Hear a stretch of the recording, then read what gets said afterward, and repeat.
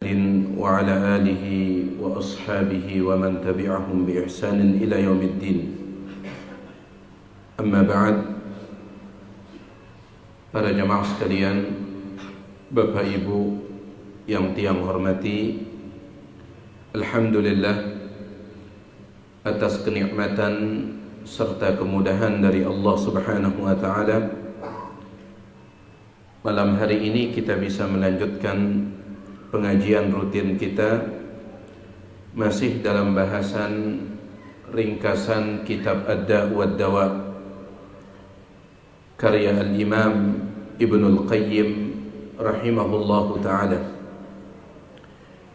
Dan pembicaraan kita masih melanjutkan tentang 4 jenis dosa. Di pertemuan sebelumnya telah kita sampaikan bahwasanya dosa dibagi oleh para ulama itu menjadi 4 macam. Yang pertama ada yang disebut dengan dzunubun malakiyah.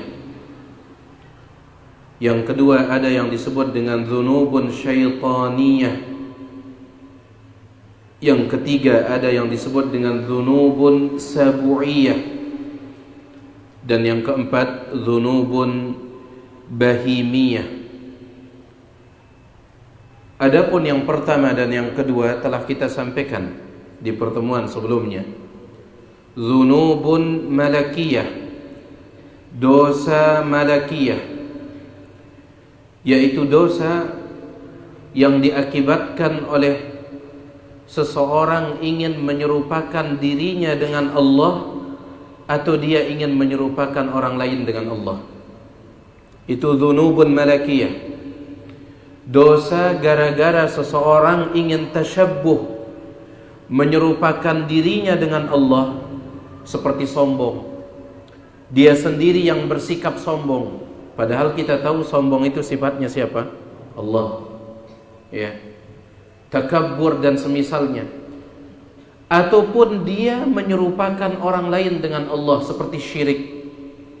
Syirik itu adalah menyerupakan selain Allah dengan Allah di dalam kekhususan Allah. Maka ini disebut dengan dzunubun malakiyah. Yang kedua yang telah kita sampaikan, dzunubun syaitaniyah. Dosa-dosa yang disebabkan karena seseorang meniru sifatnya syaitan, seperti hasad. Yang pertama kali hasad itu siapa? Iblis kepada Nabi Adam alaihissalam. Seperti menghalangi manusia dari kebenaran, itu sifatnya syaitan. Syaitan itu menghalangi manusia dari jalan syurga dan menyeru manusia untuk menemaninya di dalam neraka. Allah Subhanahu wa ta'ala berfirman, innama yad'u hizbahu, sesungguhnya syaitan menyeru pengikutnya, liyakunu min ashabis sa'ir, agar mereka bersamanya di dalam neraka sa'ir. Maka siapa yang mengajak orang kepada kemungkaran, menghalangi orang dari kebaikan, maka ini dzunubun syaitaniyah. Dzunubun syaitaniyah, dosa akibat meniru sifat-sifat siapa? Syaitan. Taib, itu dia 2 jenis dosa yang telah kita sampaikan di pertemuan sebelumnya. Masih ada 2 jenis yang lain. Qala al-muallif rahimahullahu ta'ala, berkata Imam Ibnul Qayyim di halaman yang ke-53, beliau mengatakan, wa ammas sabu'iyatu, adapun jenis yang ketiga disebut dengan dosa sabu'iyah.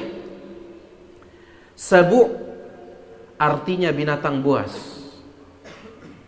Sabu' artinya binatang buas. Dosa sabu'iyah adalah dosa-dosa yang dilakukan oleh seseorang dan dosa tersebut mirip dengan sifat binatang buas. Mirip dengan sifat binatang buas. Contohnya, fadzunubul udwan, seperti dosa-dosa permusuhan. Wal ghadab, dosa akibat marah. Wasabkid dima, dosa menumpahkan darah, membunuh orang. Ya. Binatang buas kan nerkam mangsa, sebagaimana dikatakan oleh Ja'far bin Abi Thalib ketika dia ditanya oleh Raja Najasyi, apa sebenarnya yang dibawa oleh nabimu itu sampai engkau meninggalkan agama kaummu? Maka Ja'far bin Abi Thalib dia menceritakan kondisi mereka di zaman jahiliyah. Di antara kondisi orang jahiliyah, kata Ja'far bin Abi Thalib, wa ya'kulul qawiyyu minna ad-dha'if, yang kuat di antara kami memangsa yang lemah. Ini dosa apa namanya? Sabu'iyah. Yang kuat di antara kami memangsa yang lemah, menerkam yang lemah. Kalau istilah kita hukum rimba. Ya. Baik. Wasabkid dima, menumpahkan darah. Wattawathubi, menerjang dan menyerang. Ala du'afa, orang-orang lemah. Wal ajizin, sama artinya. Menyerang orang-orang lemah, menindas orang-orang lemah. Ya. Ini dosa sabu'iyah. Wa yatawalladu minha, lahir dari dosa sabu'iyah ini, adzan naw'il insani, ya, semua jenis gangguan manusia. Yang ini tetangga mengganggu yang ini, itu kan sifat sabu'iyah itu. Saling mengganggu, sifat binatang buas. Wal jur'atu 'ala dzulmi wal udwan, sikap nekat, jur'ah nekat untuk melakukan perbuatan zalim dan perbuatan permusuhan. Nah, ini dia jenis dosa yang ketiga, dosa sabu'iyah, yaitu dosa yang dilakukan oleh seseorang yang sifatnya mirip seperti sifat apa? Binatang buas. Dan dosa ini jemaah sekalian biasanya dilakukan oleh orang yang menganggap dirinya lebih hebat dari orang lain, lebih tinggi dari orang lain. Entah itu karena kekuasaannya, karena jabatannya dan semisalnya. Ya. Dia menganggap dirinya berkuasa, akhirnya dia nekat menindas orang yang di bawahnya. Dia menganggap dirinya itu punya jabatan, dia pun menindas orang yang ada di bawahnya. Dia merasa dirinya itu lebih kaya, akhirnya dia menindas orang-orang yang dianggap miskin. Ya. Maka untuk menekan dosa ini dan menghindarkan dosa ini, kita harus ingat ada pengadilan Allah Subhanahu wa taala. Ini cara kita jemaah sekalian. Makanya disebutkan ketika Sulaiman bin Abdul Malik bin Marwan, seorang khalifah, Amirul Mukminin, Sulaiman bin Abdul Malik bin Marwan, dia pernah melaksanakan ibadah haji ditemani oleh Umar bin Abdul Aziz.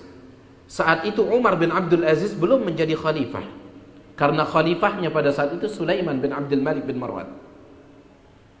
Maka pada tanggal 9 Dzulhijjah, jamaah haji sedang apa 9 Dzulhijjah? Wukuf di padang Arafah. Pada saat itu jamaah haji jumlah mereka sangat banyak sekali.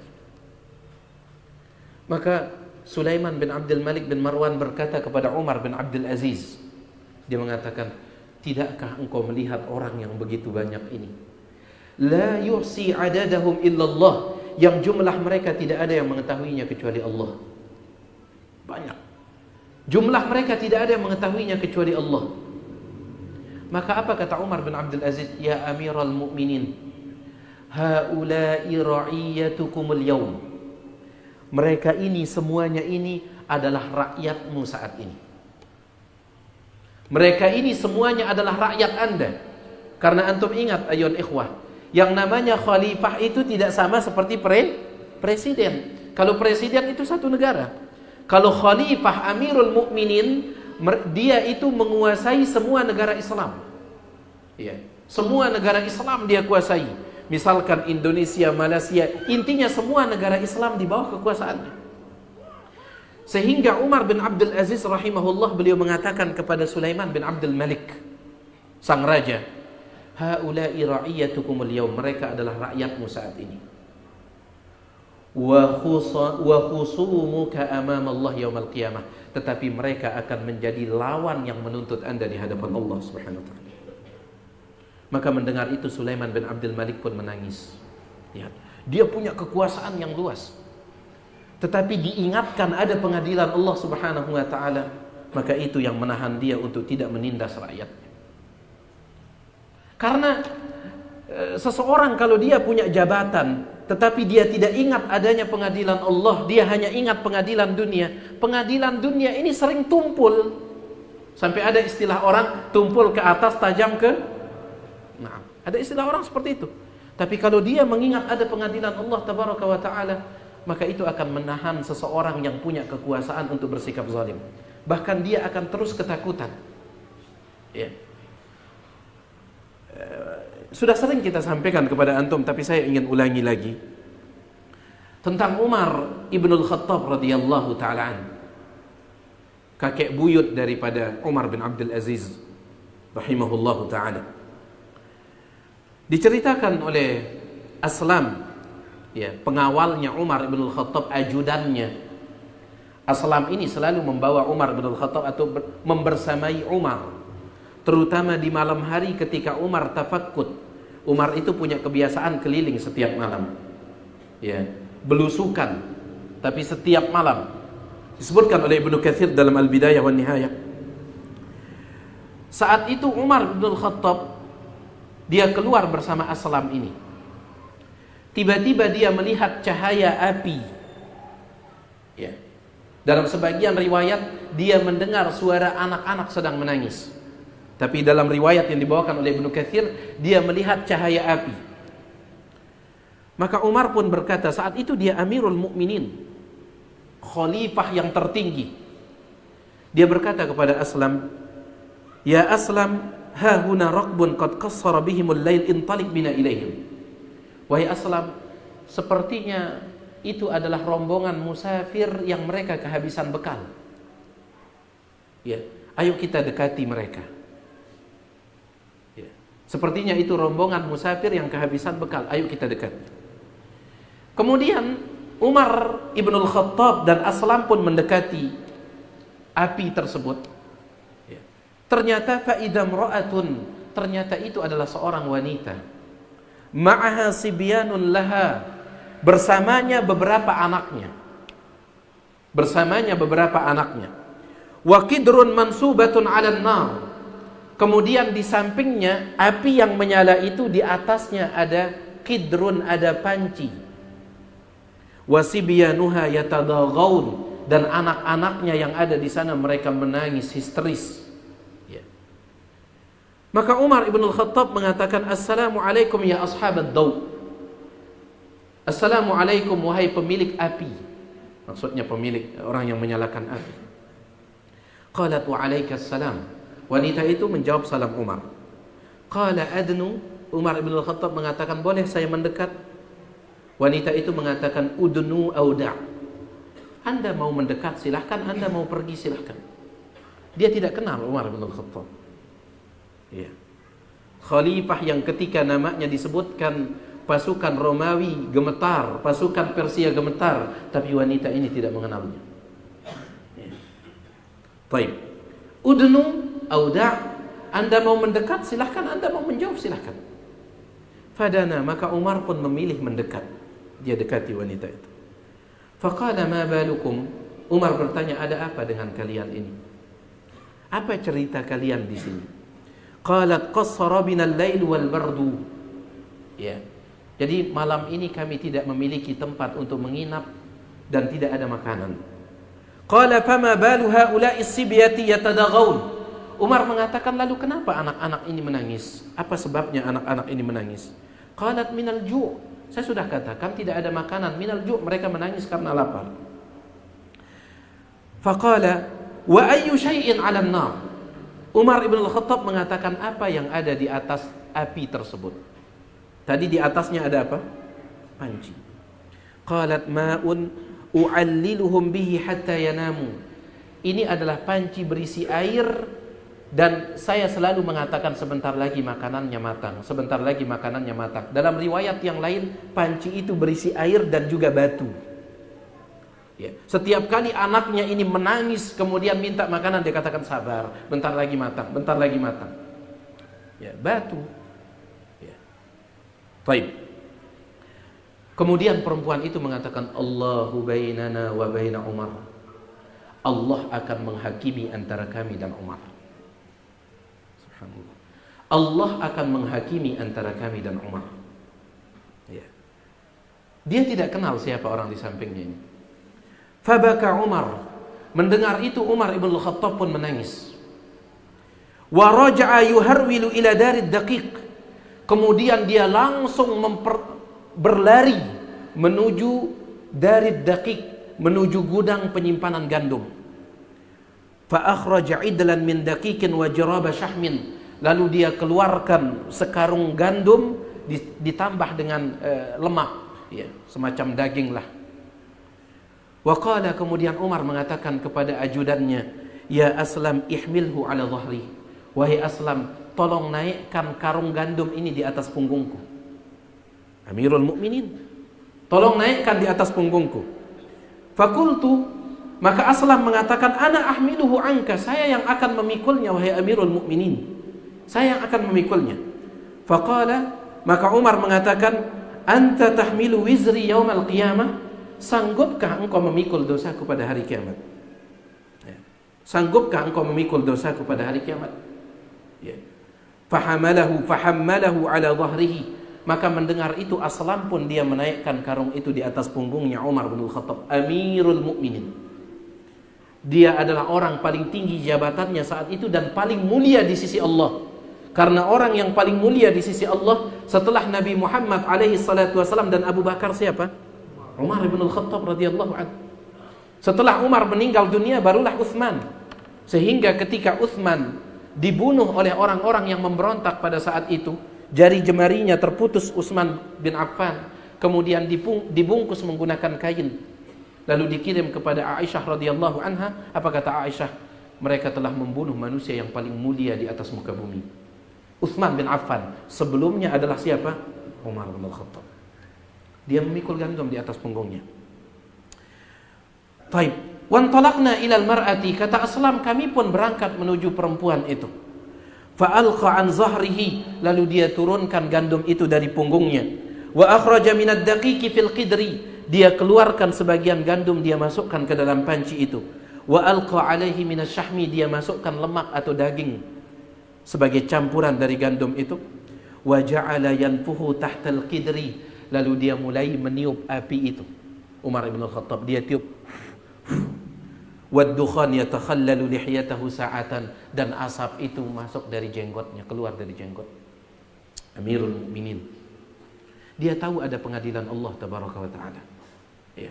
Bayangkan ucapan perempuan itu, bainana wa baina Umar. Allahu bainana wa baina Umar. Allah akan menjadi hakim antara kami dan Umar. Itu yang dia takutkan. Ya.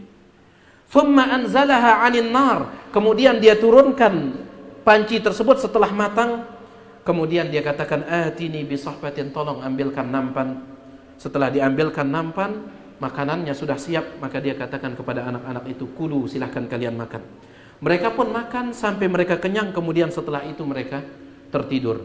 Wal mar'atu tad'u lahu wa hiya la ta'rifuhu, dan wanita itu terus mendoakan kebaikan bagi laki-laki ini tanpa mengetahui siapa laki-laki. Tanpa mengetahui siapa laki-laki. Dalam sebagian riwayat dia mengatakan, anta khairun min Umar, engkau lebih baik daripada Umar. Engkau lebih baik daripada Umar. Ya. Dan Umar tidak mengatakan sayalah Umar, tidak. Jadi ini jemaah sekalian, dosa sabu'iyah ini di antara cara kita untuk menghindarkannya, ingat pengadilan Allah tabaraka wa taala. Dosa sabu'iyah ini dosa yang mendorong seseorang untuk menzalimi orang lain. Allah Subhanahu wa taala berfirman, wala tahsabannallaha ghafilan amma ya'maludz zalimun. Jangan sekali-kali engkau menyangka Allah itu lalai dari perbuatan orang-orang yang zalim. Ada orang-orang yang zalim di dunia ini, mereka selamat dari pengadilan dunia. Jangan menyangka Allah lalai. Lalu kenapa mereka bisa selamat? Innama yuakhiruhum liyaumin tashkhasu fihi al-absar. Allah sengaja tunda hukuman mereka, nanti Allah akan hukum mereka pada satu hari tashkhasu fihi al-absar, saat itu mata manusia terbelalak melotot ketakutan. Ya. Ketika keadilan ditegakkan seadil-adilnya.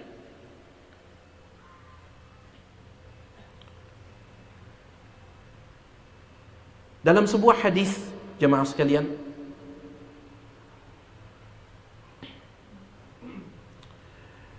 Nabi SAW pernah bertanya, hadis ini diriwayatkan oleh Ibnu Majah dengan sanad yang hasan. Beliau pernah bertanya kepada sahabat yang pulang dari negeri Habasyah. Kan kita tahu kan hijrah itu ada 3 kali ya. hijrah para sahabat. Hijrah yang pertama ke negeri Habasyah, hijrah yang kedua ke negeri Habasyah, hijrah yang ketiga kemana? Madinah. Ya. Ketika para sahabat itu pulang dari Habasyah, maka Nabi SAW bertanya kepada mereka, "Ala tuhaddithuni bi'ajib ma ra'aitum bi ardil Habasyah?" Ada tidak kejadian yang membuat kalian itu masih ingat yang kalian lihat di negeri Habasyah? Ada tidak kejadian yang kalian tidak bisa lupakan ketika kalian berada di negeri Habasyah? Qala fityatun minhum, maka ada salah seorang pemuda dari kalangan kaum muslimin mengatakan, "Ya Rasulullah, saya punya sebuah kejadian, ya, ada satu kejadian yang saya lihat di sana. Bainama nahnu julus, ketika kami sedang duduk-duduk, idh marrat ajuzun min ajaiz rahabinihim tahmilu ala ra'siha qillatan min ma." Ketika kami sedang duduk-duduk, tiba-tiba lewat seorang nenek-nenek, seorang perempuan tua, sambil dia kalau bahasa tiang di sana nyawon. Apa bahasa Anda? Ngeson, ya. Sambil ngeson, yaitu air yang ditampung dengan kendi, yang ditampung dengan kendi. Ya. Ketika kami duduk-duduk, tiba-tiba lewat seorang perempuan yang sudah tua. Dia sedang ngeson, sedang memikul kendi berisi air di atas kepalanya. Faqama ilaiha fatan min fityanihim. Tiba-tiba berdirilah seorang pemuda. Ya, biasanya anak muda suka, mohon maaf, agak nakal, iseng. Tiba-tiba berdiri seorang pemuda. Fawadha'a ihda yadayhi baina katifaihi. Pemuda tersebut dia meletakkan salah satu tangannya di antara kedua tulang belikat nenek itu. Artinya di punggung nenek itu. Di sana dia letakkan tangannya. Thumma dafa'aha, lalu dia dorong nenek itu. Fakharrat ala rukbatayha, dan nenek itu pun jatuh di atas lututnya. Fankasarat qillatuha, kendinya itu pecah. Falamma irtafa'at, maka nenek itu pun setelah dia melihat kendinya pecah, dia pun mengangkat kepalanya. Iltafatat ilaihi, sambil melihat pemuda yang mendorongnya itu. Faqalat, dia pun berkata, "Saufa ta'lamu ya ghadir idza wada'a Allahul kursi." Engkau akan tahu nanti ketika Allah meletakkan kursinya.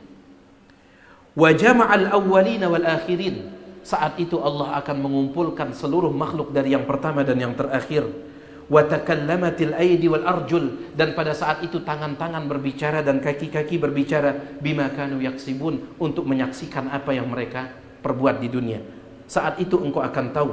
Fasawfa ta'lamu kaifa yakunu amri wa amruka indahu ghadan. Saat itu engkau akan tahu, karena kita akan disidang oleh Allah Subhanahu wa taala.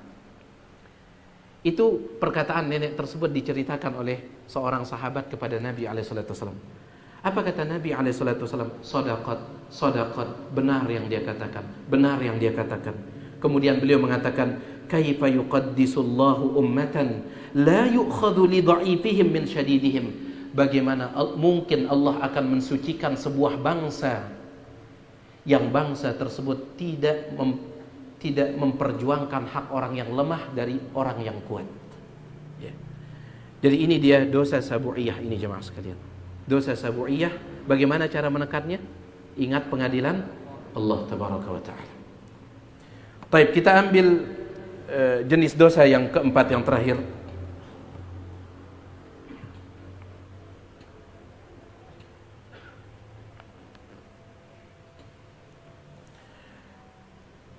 Adapun dosa yang keempat, wa amma dzunubul bahimiyatu, namanya dzunub bahimiyah, dosa bahimiyah. Bahim itu artinya binatang, binatang ternak.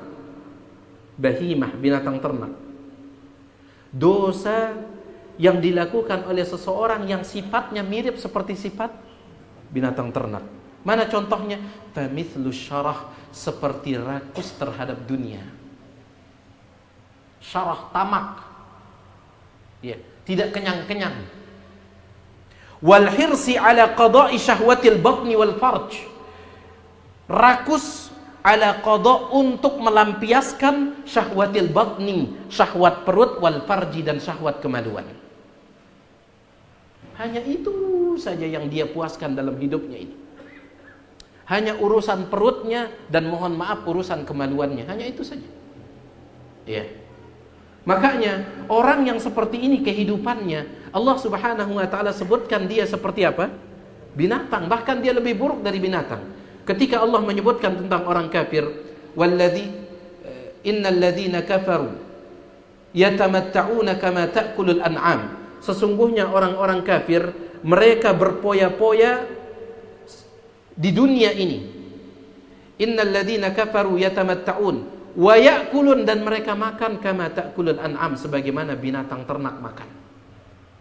Ya. Hanya yang penting perutnya kenyang.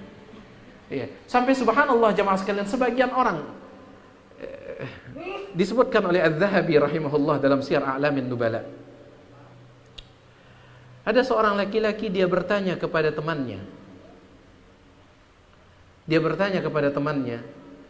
Dia menanyakan tentang kitab Tarikh Dimashq yang ditulis oleh Imam Ibnu Asakir.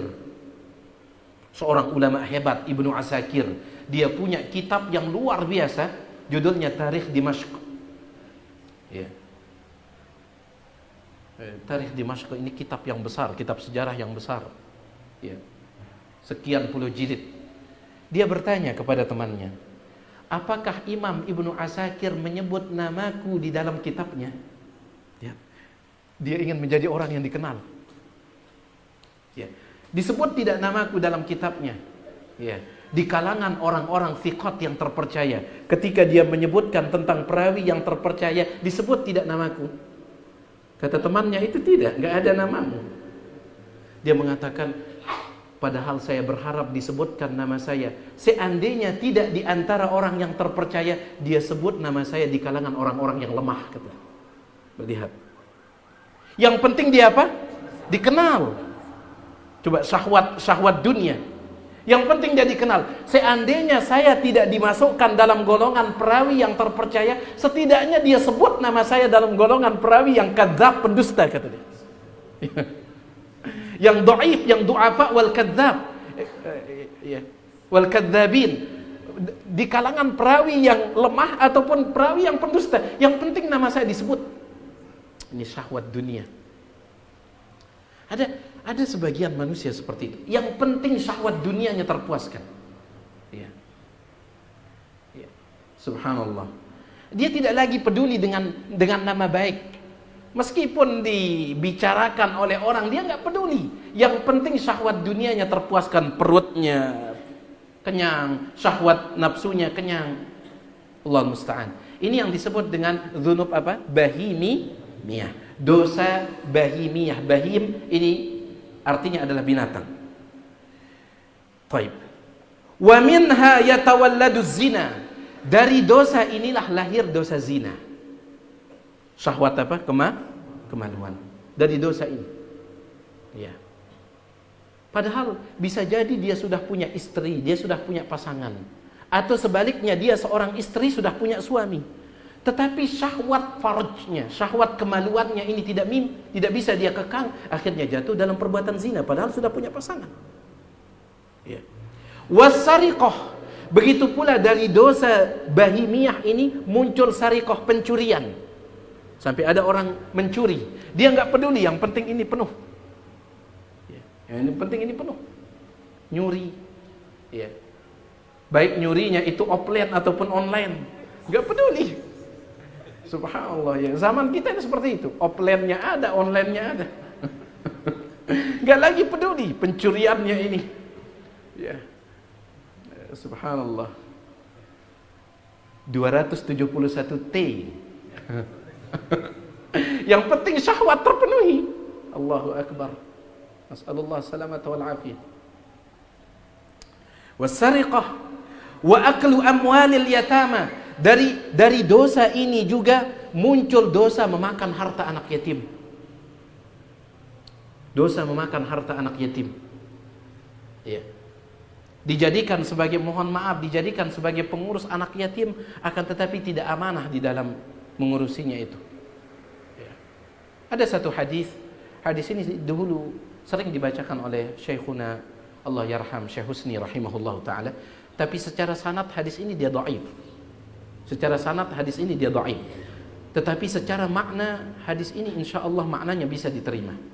Sanadnya dia dhaif tetapi maknanya bisa diterima. Kenapa? Karena terkadang ada hadis yang sanadnya dhaif tetapi maknanya didukung oleh dalil-dalil yang sahih. Contoh misalkan hadis Nabi SAW yang mengatakan dalam Arba'in Nawawiyah, la yu'minu ahadukum hatta yakuna hawahu taba'an lima ji'tu bihi. Tidak beriman salah seorang di antara kalian sampai hawa nafsunya tunduk mengikuti ajaran yang aku bawa. Hadis ini sanadnya dhaif, tetapi maknanya benar tidak? Benar. Maknanya benar. Dalam Al-Qur'an Allah Subhanahu wa taala mengatakan fala wa rabbika la yu'minun hatta yuhakkimuka fima shajara bainahum thumma la yajidu fi anfusihim harajan mimma qadaita wa yusallimu taslima. Demi Tuhanmu wahai Rasul, mereka tidak beriman sampai mereka menerima keputusanmu dan mereka tidak berat menerima apa yang engkau putuskan. Jadi terkadang ada riwayat secara sanad dia dhaif tetapi maknanya benar. Allah yarham Syekh kita Syekh Husni rahimahullah sering membacakan hadis ini. Membawakan hadis ini dulu di pengajian-pengajian beliau, terutama ketika beliau membaca tafsir surah An-Nisa yang berbicara tentang anak yatim. Ada satu hadis mengatakan sebaik-baik rumah adalah rumah yang di dalamnya dipelihara anak yatim dan hak-haknya dijaga. Dan seburuk-buruk rumah adalah rumah di dalamnya ada anak yatim yang hak-haknya ditelantarkan. Ya. Sebagian orang kadang subhanallah ya, menjadi pengurus akan tetapi tidak amanah di dalam mengurus harta anak yatim disebabkan oleh dzunubun bahimiyah ini. Ya. Mobilnya Masya Allah ya. Dan seterusnya. Kemudian wal bukhl, begitu pula dari disebabkan oleh dzunubun bahimiyah ini muncul sifat bukhl, pelit ya. Muncul sifat pelit. Pelit itu tercela, tetapi ada pelit yang membuat pelakunya diancam dengan ancaman yang besar, yaitu pelit berkaitan dengan hak Allah Subhanahu wa taala. Mana dia hak Allah? Seperti zakat. Ini hak manusia tetapi ada hak Allah di sana. Zakat. Sampai dia tidak mau mengeluarkan zakat akibat pelitnya, maka ini diancam. Tapi ada juga orang yang pelit tetapi sebatas tercela, tidak sampai dia diancam. Dia rajin berzakat, tapi kalau antum minta tolong traktir saya bakso, dia nggak mau. Ngapain saya traktir antum, kata dia. Antum mau makan bakso beli sendiri. Ini tidak tercela. Antum ini neraka ini, enggak. Ya. Jangan-jangan kita yang jatuh juga dalam dosa bahimiyah itu apa? Rakus. Hati-hati. Jangan-jangan kita yang jatuh dalam dosa bahimiyahnya rakus. Ya. Baik. Ini pelit itu tercela, secara umum dia tercela. Akan tetapi ada pelit kata para ulama yang membuat pelakunya diancam, dan ada pelit yang membuat pelakunya dicela tetapi tidak terancam. Ya. Dia sudah menjalankan kewajiban-kewajiban berkaitan dengan hartanya. Zakat dia keluarkan, fitrah dia keluarkan, tetapi hal-hal yang sifatnya ihsan, perbuatan baik dia tidak lakukan dengan hartanya. Ya. Baik. Kemudian wasyuh, sama artinya syuh ini. Ya cuman sebagian ulama mengatakan syuh ini pelit yang lebih tinggi kelasnya daripada bakhil. Ya, sebagian mengatakan kalau syuh itu dia pelit bukan hanya sama orang, bahkan sama dirinya sendiri dia pelit. Uangnya ratusan juta, lagu kelambinya itu terus. Kan ya doakan udah tangkong zuhud gitu. La ilaha illallah, ini dia zuhud ini. Coba periksa dulu. Ini syuh. Sama anak istrinya bahkan pelit juga. Makanya subhanallah ya, dengan segala kemuliaan, sebagian manusia kadang Allah berikan dia kemuliaan tetapi selain para nabi dan para rasul tidak sempurna. Abu Sufyan sahabat Nabi SAW dengan segala kesempurnaannya sampai dilaporkan oleh Hindun istrinya, dan dia mengatakan, ya Rasulullah, inna Abu Sufyan rajulun syahih. Ya Rasulullah, Abu Sufyan itu bukan bakhil tapi syahih. Syahih. La yu'tini min malihi ma yakfini wa waladi. dia tidak memberikanku nafkah yang cukup dan juga untuk anak-anaknya. Digunakan kata syahih dengan segala kemuliaan. Ya, bahkan saya pernah ceritakan sama antum ya kisahnya Abul Aswad Ad-Du'ali itu. Ya, beliau mulia, seorang ulama besar. Bahkan beliau dikatakan dialah yang pertama kali menyusun ilmu nahu. Akan tetapi Allah uji beliau dengan sifat pelit. Allah uji beliau dengan sifat pelit. Ya, dengan segala kemuliaan. Ada sebagian orang memiliki kemuliaan, tapi di saat yang sama punya kekurangan nih. Namanya manusia. Ya. Baik, saya pernah ceritakan sama antum, mudah-mudahan antum masih ingat. Ketika itu Abul Aswad Ad-Du'ali dia sedang makan di depan rumahnya. Ya. Tiba-tiba lewat seseorang laki-laki lewat dan dia melihat makanan itu sangat enak sekali. Ya. Maka dia ingin sekali diajak makan oleh Imam Abul Aswad Ad-Du'ali. Dia ingin diajak makan, tapi Abul Aswad Ad-Du'ali dia nunduk saja makan. Ya. Dia tahu orang ini datang, tapi dia nunduk. Tidak ada petanjak-petanjaknya. Abul Aswad Ad-Du'ali. Orang ini dia mikir gimana caranya bisa duduk bersama beliau. Kalau langsungan duduk, nggak enak. Jadi harus ada pembicaraan, harus ada obrolan. Ya. Obrolan yang penting yang membuat beliau tertarik. Akhirnya orang itu mengatakan, wahai Abul Aswad, tadi di jalan saya bertemu dengan istri Anda. Karena aib bagi orang Arab itu para wanita sering keluar rumah itu aib. Jadi dia ingin menarik perhatiannya Abul Aswad. Tadi di jalan saya bertemu dengan istri Anda. Kata beliau, saya tahu dia sedang keluar rumah. Sambil beliau besok. Orang itu mengatakan, istri Anda ketika saya jumpa dalam keadaan hamil. Kata dia, ketika dia keluar rumah memang dia membawa perut yang besar. Dia sedang hamil. Ya, dia sedang hamil. Kemudian laki-laki itu mengatakan, istri Anda melahirkan. Ya. Jelap sekali ya. Langsung pindah ke melahirkan. Ya. Istri Anda melahirkan. Kata Abul Aswad, itu wajar, orang hamil dia melahirkan. Nunduk terus dia. Orang hamil melahirkan itu wajar. Maka laki-laki tersebut mengatakan, istri Anda melahirkan 2 anak kembar. Kata beliau, saya tidak heran kenapa nenek-neneknya dulu sering melahirkan kembar. Sudah gen, ya, sudah DNA-nya seperti itu. Anak-anak nenek-neneknya dulu sering melahirkan kembar.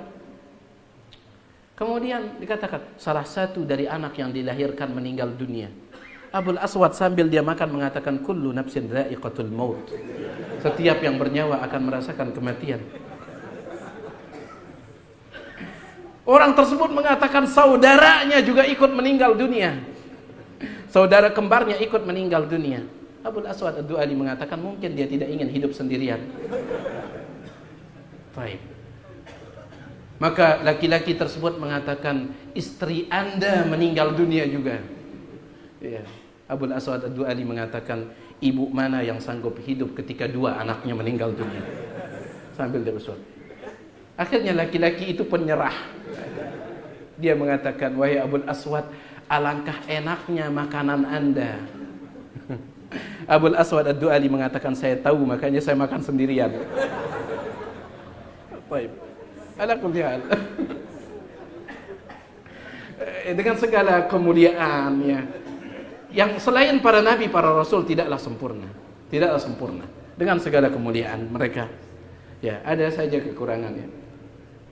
Wal jubnu, begitu juga sifat pengecut ini lahir dari dosa bahimiyah ini. Wal hala' wal jaza', sikap berkeluh kesah. Orang biasanya berkeluh kesah karena dunia. Ya, innal insana khuliqa halu'a idza massahu syarru jazu'a. Manusia ini diciptakan suka berkeluh kesah. Ketika dapat musibah maka dia pun jazu'a, tidak sabar. Akibat dzunubun bahimiyah ini. Dzunubun bahimiyah. Wa ghairu dzalik. Nah, inilah dia jamaah sekalian dosa yang keempat, yaitu dosa bahimiyah, yaitu dosa yang dia itu mirip seperti sifat binatang ya, tapi ada sebagian orang memang mereka adalah orang-orang mulia, akan tetapi Allah uji dengan kekurangan seperti ini ya. Tapi tentunya para sahabat adalah manusia-manusia yang mulia tentunya. Wallahu ta'ala a'la wa alam. Dengan demikian selesai kita dari pembahasan 4 jenis dosa ini. Mudah-mudahan ada manfaatnya, dan semoga Allah menjaga kita dari 4 jenis dosa ini dan jenis-jenis lainnya yang akan dibicarakan oleh Ibnul Qayyim di dalam pembahasan berikutnya. Wallahu alam. Kalau ada yang ingin ditanyakan, yang persilahkan selesai adzan kalau ada.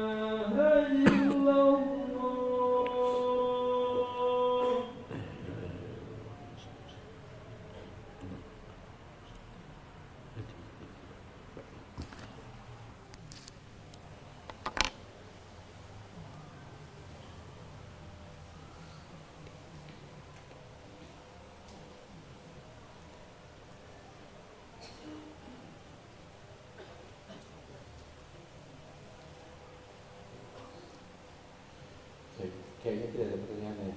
Ya, aja. Ini mengenai pakaian, betul ada hadis yang menjelaskan kalau dulu para sahabat menggunakan celana itu, lalu Rasulullah menamuni kenakanlah sarung, jangan menggunakan celana saja.